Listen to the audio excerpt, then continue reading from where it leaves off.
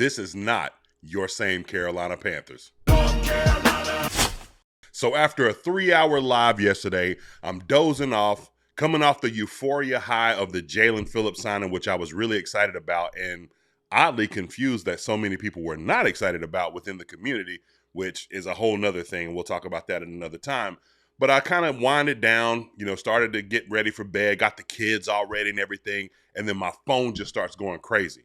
And Brad, co-host, Invisible Brad of Mid Street Monday, texts me, "Bro, we got him." And I was like, "We got him."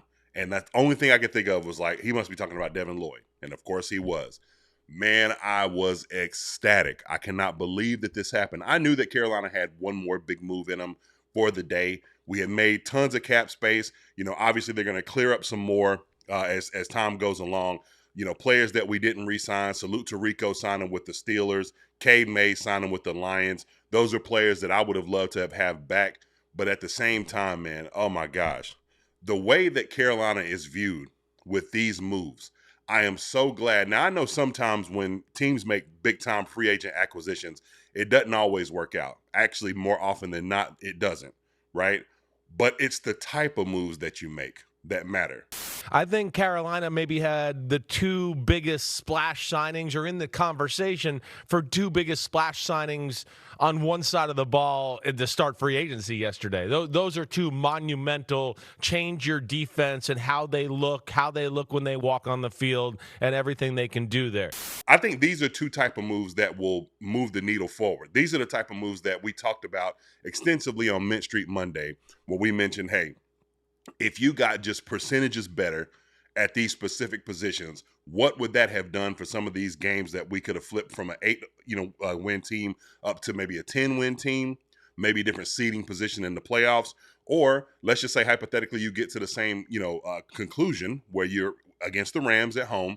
What would a guy like Jalen Phillips and Devin Lloyd, how could they have fared against Matthew Stafford on that last drive to stop him to send us to the divisional round? I mean, this is huge for us. This is huge. Cannot be understated. Devin Lloyd, off-ball linebacker, a deal that is extremely favorable. Now, I think most people thought that he was going to be somewhere in that 18 to 20 million mark as far as his contract was concerned. But Dan Morgan and Brant Tillis held out, according to reports, and they got him for around 15 per year. Not only did you get your guy, not only did you want to be aggressive like Dan Morgan said you would be at the linebacker position, but you got him at a favorable contract. You still have money where you can go out and sign other players. And this is just, I'm telling you, I can't understate how incredible and how important this move was for not just the morale of this team, but to boost the franchise's, visibility, throughout the league. I mean, we are the story. Most everybody is saying like, hey, the Carolina Panthers have won this free agency period. Now, again, you have to be careful with that because the Raiders, made a lot of moves as well. And I think they did, some really good things. But again, these moves are moves that help push a team that's on the fringe forward. Remember, last year, the Seattle Seahawks signed DeMarcus Lawrence. That was a move that helped push them forward amongst other moves that they made. I mean, even with us, signing Trayvon Morig last year was a move that helped push us forward. Bobby Brown, a move that helped push you forward. So these aren't moves that are going to be like, hey, it's not a quarterback. It's not, a big time receiver and you're paying this, massive contract to. It's an edge rusher who many would say was the best in this free agent class. Many would possibly even argue could have a breakout year next year when you consider that there's a whole lot to be left desired for what he can do. Although he's already in top rankings as far as pressures are concerned. And, the sack numbers don't really total up, at this point. But depending on the kind of, gameplay that you see from Ejiro Evero, that could change. So his sack numbers can increase substantially, right? So the thing is that he's a really good player. He's an aggressive player. Devin Lloyd, the same thing. I'm excited to see what Dan Morgan cooks up. I mean, this move alone will help you to be able to make any kind of move that you want in the draft. You're at pick 19. If you've got a player that you really love, you can take him. You can move back if you want to. You can move up if you want to. There's so much aggressive things that you can do because now you've locked up some premium positions. I still think, now I know a lot of people think like, okay, after taking Devin Lloyd, there's no way that they take a linebacker. I wouldn't be so sure about that, right? I do love Trevin Wallace. I think Trevin Wallace is going to be a fine player for us for an extended period of time. But the injury thing is an issue, right? So there's still guys out there that you could take in later rounds like Josiah Trotter. There's still the fan favorite for myself and others, Jacob Rodriguez. So there's so many different ways you can go. Even from an offensive perspective, if Kenyon Sadiq is there at 19, an explosive player that would add an element to this offense that we kind of miss a little bit, would be there and available to you as well. Or a safety, if you wanted to go ahead and get a safety like the Dylan Thieneman from Oregon, there's an option there. But these moves just open up so many opportunities because you have now solidified a couple of positions that were needs, big time needs at that, right? And so you can do so many different things to continue to build this. I mean, even if you think about like a guy like Caleb Banks, right? This guy at the defensive tackle position, if healthy, can be an absolute disruptor. What would that look like if you add him, to this front four and then have just this amazing, rush package available for a guy that's, could be one of the more disruptive defensive tackles, in recent years, right?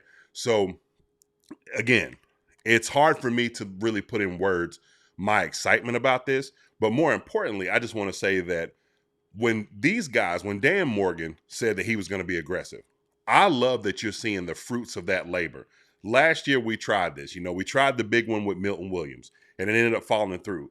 And even though I wasn't too happy about some of the moves that they made after the fact, and they worked out for us, but not fully, right? I like the aggressive nature. I like the fact that he did try, which was not Carolina's pedigree in recent years past, right? And even sometimes historically wasn't our pedigree to go out and just sign big name free agents, right? I like that you're doing that this time because you're taking swings for the fences. I was asked, yesterday on Mint Street Mondays, hey man, like, would you like to just see like the young guys kind of build and develop, or would you like to see them be aggressive? I think it's both. I think you let your young guys develop, but you bring in veterans that can help that development, right? And you get guys that can, play at a high level at the same time, right? And I mean, you're not necessarily going for broke because these aren't the Phillips contract was a big contract, right? And some people, and I think this is probably where the people who are like pessimistic about it land. It's the money. They look at the contract itself and just say like, well, it just feels like a little bit too much to pay for a guy that had this kind of production, right? The problem is that one, you don't have anybody on your roster that has that kind of production. For example, the Carolina Panthers have as many pressures as Jalen Phillips has by him, or close to as many as he has by himself. So you're bringing someone that's much higher level to the fold, right? And two, there's not really a whole lot of options out there, right? So now the question would be, where does that stack up as far as like edge rushers that you would get in the draft or edge rushers that you see, in previous years? The thing is that as long as the production is there, I don't think the contract really matters. It doesn't matter to me as much because sometimes hey, look, you have to pay to play, right? People want to get these big free agents, but you got to be willing to spend free agent money, right? To get better, you have to be able to take risks.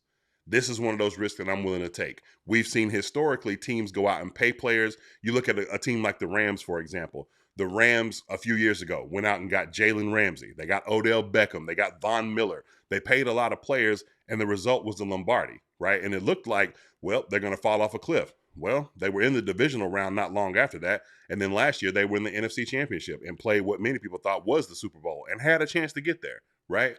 So these moves do tend to work out for some teams. And I think for Carolina, especially depending on what they do in the draft and the development and the health of the team going into next year, Carolina's going to be a team that people are really concerned about. Carolina's going to be a team that the NFC South is concerned about, especially when you consider Mike Evans is now gone. DeMario Davis is gone. There's so many players in this division that have, and teams that are losing players and kind of bringing players in to try to, fill those roles. And honestly, some of these guys are veterans that know us very well. And now we've got veterans in this place that know them very well. So it's a changing of the guard. I could not be more excited about this team and the future going forward. But let me know what you think about the Devin Lloyd signing below. I think it is incredible. I am extremely excited. I'm excited about the Jalen Phillips. I'm excited about the Devin Lloyd. But I want to hear from you. Comment whether you felt like this was a move that the Carolina Panthers should have made or if you have objections to it. But either way, like this video, hit that hype. Make sure to subscribe to the channel. It's One Carolina, y'all. Keep pounding.